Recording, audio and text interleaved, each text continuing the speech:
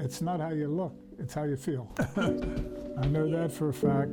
That's how Mr. John responds to all the compliments he gets on how great he looks at 87 years old. I have a torn meniscus in my left knee, right? I'm on oxygen, and I'll be on it for the rest of my life. Not so bad, he says, as long as he keeps his gorgeous childhood sweetheart by his side. This year, I'll be married 70 years with my wife. I have 5 children, 12 grandchildren, and 17 greats. John loves keeping up with current events, and Miss Marie, she loves relaxing in her favorite chair, enjoying her favorite classic movies. We've seen hard times, we've seen good times, we've seen bad times. But no time has been worse, he says, than what he and the missus are going through right now. Managing pain in the twilight of their lives. They brought something out on the market, never warned me or anybody else that that was going to come back, that we couldn't get off it. So now we're trapped.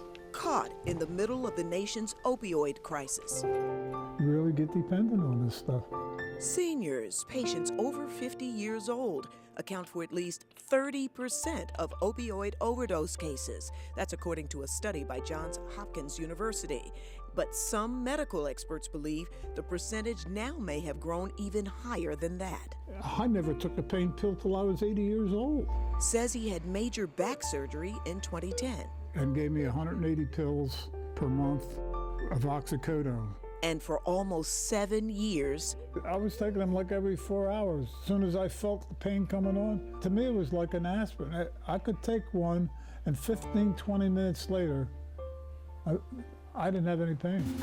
That's all changed now that the government's cracking down on what authorities suspect was too many doctors overprescribing narcotic painkillers and too many patients and non-patients abusing the meds. We have a real crisis. It's an effort to save lives. Well, they're putting me in the category of all the addicts. We are not naming or blaming John's doctors, past or present. We cannot say that John was overprescribed oxycodone for his condition, nor can we say that John ever took more than the dosage he was prescribed. We can say, however, that he's done feeling ashamed or guilty and abandoned. It's not fair. It's not fair. He says after his doctor of nearly 40 years retired, he entered a nightmare to try to find a new doctor who would help him manage his pain at a level he was used to. She says, well, we're going to cut you down to a certain point where the pain will be tolerable. 30 pills fewer per month. Next doctor visit? She said I violated the rules by being 8 pills short. That was the end after she talked to her boss and all. She told me to go look for another pain management. John says when he asked why, John, if we keep giving you these things, we could lose our licenses. John says he was losing his dignity and his ability to cope with the pain. How bad is this pain? Oh, you get nervous, you get twitchy. Desperation set in. I don't have anybody else to go to, so I have to go up to once a month, right? Pay, which I paid in a prescription for $18, is now costing me $150 for the pain management doctor. Can you get off of these things? I heard it's very hard to get off of it. It's something about some kind of, you have to go away to a rehab or something. Sometimes I feel like maybe I should go. But then I say, well, I'm not going to go away for a couple months and leave my family. Well, I'm 87, and I don't know how much time I have left, but I would sure like to spend it with as less pain as possible. Says his wife is suffering too right now. Side effects, they believe, from fentanyl patches that they say were prescribed for back pain.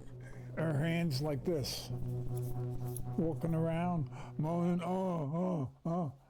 We know what to do with her.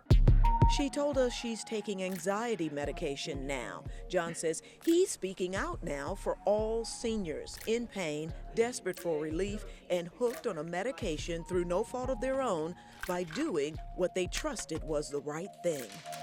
Well, a lot of times I pick the paper up and there it is again. Growing numbers of overdoses and deaths do bother him. Sometimes I feel like, hey, I'm getting off of these things. I'm starting to feel good. And then all of a sudden, it hits me the one day there when I'm just feel like I'm going into withdrawal. John's down to 112 pills a month now and doing okay, he says. You got my pill box? Marie says she has no complaints about her treatment, which includes Vicodin, but they both feel safer that their granddaughter Tiffany watches over them. I would just like to see them comfortable. I think they deserve that. I'm doing the best I can with it, Joyce. That's all I can tell you. We're still out there fighting, right? And we'll keep on fighting. Joyce Evans, I told him I'm not going to quit. Fox 29 News.